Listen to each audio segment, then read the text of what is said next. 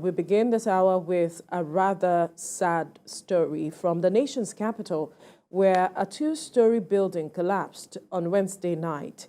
The collapsed building, which serves both residential and commercial purposes, is located at Lagos Street, Garki Village, opposite the Garki Police Station in the Federal Capital Territory. 37 persons were rescued, while 2 others were fatally injured. Relevant stakeholders, including NEMA, FEMA, those are the emergency agencies, amongst others, have since arrived at the scene evacuating rubble and checking if anyone is trapped.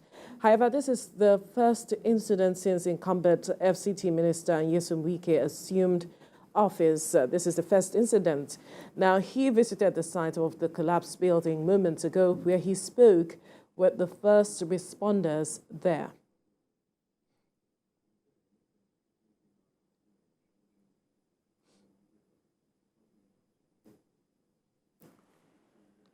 Right, for more on this developing story, we have our reporter Mariam Mohammed, who is at the scene of the incident. She joins me now live from Abuja. Mariam, what more do we know about this collapsed building, especially with the visit of the FCT minister? What did he say?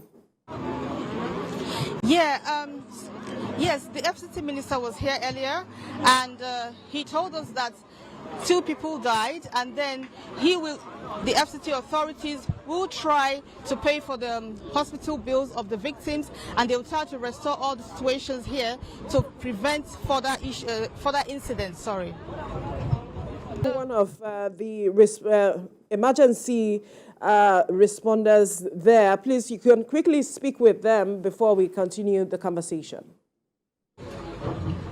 Yeah, he's right here with me. So, can you tell us what's happened today, sir? Yeah, yesterday around 11 o'clock, there was a distress call that a building comes down, and a 2-story building, which is of mixed use.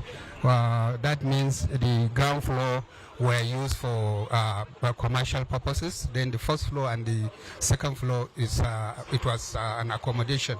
So the building gave up, and so we had to come yesterday and start the rescue mission. We were able to rescue 37 people. 2 were fatally injured, and they are all in various hospitals within the city. Graciously, the Honorable Minister of the FCT has granted that we take up the bill and of all their medications, and with immediate effect that has been complied. So at the moment, we are still going on with the operations to ensure that we didn't leave anybody under the ground. So we'll get to ground zero before we call off the operations. Can you tell us what measures will you put in place to ensure this doesn't happen, because it's become a regular occurrence in the FCT? Well, you see, people are always trying to cut corners, and the FCT did not give approval for that building. And people just go and build without approval, and so they cut corners. And as soon as this is noticed, the integrity of all other buildings will definitely be tested. Now we have to test the integrity of all adjoining buildings to ensure that nothing happens in a near future, and all other buildings will also be taking note of that. That's Right. Our reporter, Mariam, speaking with one of the emergency responders there, who has given us a backstory to what has happened, how it is that they were able to evacuate 37 persons out of that building, and they are still carrying out the evacuation to ensure that nobody is left behind. 2 persons were said to have died as a result of the collapse. Earlier, we told you that the FCT minister, Nyesom Wike, was at the scene of the incident, and he has said that those who are injured as a result of this incident should be treated, and that the Emergency Management Agency will be responsible for their treatment at the various hospitals they have been taking to.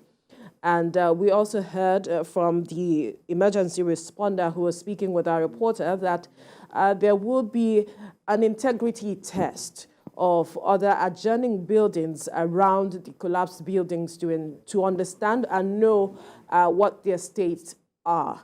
We'll definitely be keeping tabs on this developing story as events unfold to bring you more details as events unfold.